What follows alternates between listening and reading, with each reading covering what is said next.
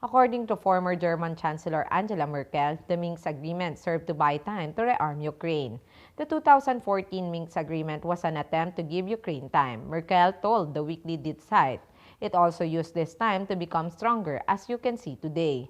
Merkel, who was also leader of the Christian Democratic Union, has made few public statements since she was replaced as chancellor by Olaf Scholz's Social Democratic Party a year ago after 16 years in office. The extensive interview published by Dit sites on December 7 is a rare exception. All the more remarkable is her admission that Minsk agreement served to buy time to Ukraine's rearmament. Merkel told Dit site that, quote-unquote, "It was clear to all of us that this was a frozen conflict, that the problem had not been solved, but that is precisely what gave Ukraine valuable time." Previously, the Minsk Agreement, which Merkel signed together with then French President François Hollande, Ukrainian President Petro Poroshenko, and Russian President Vladimir Putin in September 2014, had been portrayed as an effort towards peace that the Russian president had allegedly later thwarted. Now, Merkel confirms that NATO wanted war from the start but needed time to prepare militarily, as an assessment WSWS has long held. Since the dissolution of the Soviet Union in 1991, the U.S. has pursued the goal of remaining the sole world power. To this end, Washington has waged numerous criminal wars and expanded NATO into Eastern Europe. Now it also wants to integrate Ukraine, Georgia, and other former Soviet republics into NATO and subjugate Russia in order to plunder its resources and isolate China.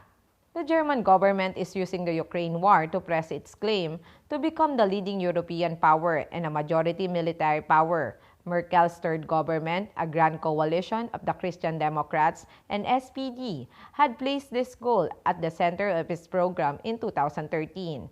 In terms of foreign policy, it thus follows the template of the great power plans of the Kaiserreich imperial empire and the Nazi regime. Just 2 months after Merkel's third government took office, the US and Germany organized a coup in Ukraine in February 2014 that used fascist militias to help a pro-NATO regime come to power. Washington and Berlin had a problem, however. The dominant role played in the new regime by right-wing nationalists, admirers of Nazi collaborator Stepan Bandera, and fascist militias divided the country, especially in the majority Russian-speaking East, where the prospect of being ruled by Ukrainian ultranationalists was met with horror. Russia, fearing for its Black Sea Fleet base in Sebastopol, annexed Crimea with the help of referendum. Russian-backed separatists proclaimed independent republics in Donetsk and Luhansk in eastern Ukraine. The new rulers in Kiev were unable to prevent this. The Ukrainian army had fallen apart. Soldiers unwilling to sacrifice themselves for the new regime had deserted en masse. Under these circumstances, Merkel and Hollande organized the Minsk Agreement, as Merkel now admits, to freeze the conflict and buy time. The agreement included a ceasefire, the withdrawal of heavy weapons, and the establishment of a security zone monitored by the Organization for Security and Cooperation in Europe. The Ukrainian government pledged to amend the constitution to allow special status for Donetsk and Luhansk and grant them greater autonomy. Hardly any of this was ever implemented. In particular, the Ukrainian side boycotted all agreements. It did not want a negotiated settlement. Lacking soldiers ready to fight, the newly installed President Petro Poroshenko mobilized the Azov Battalion and other fascist militias, which the billionaire oligarch partly financed from his own assets.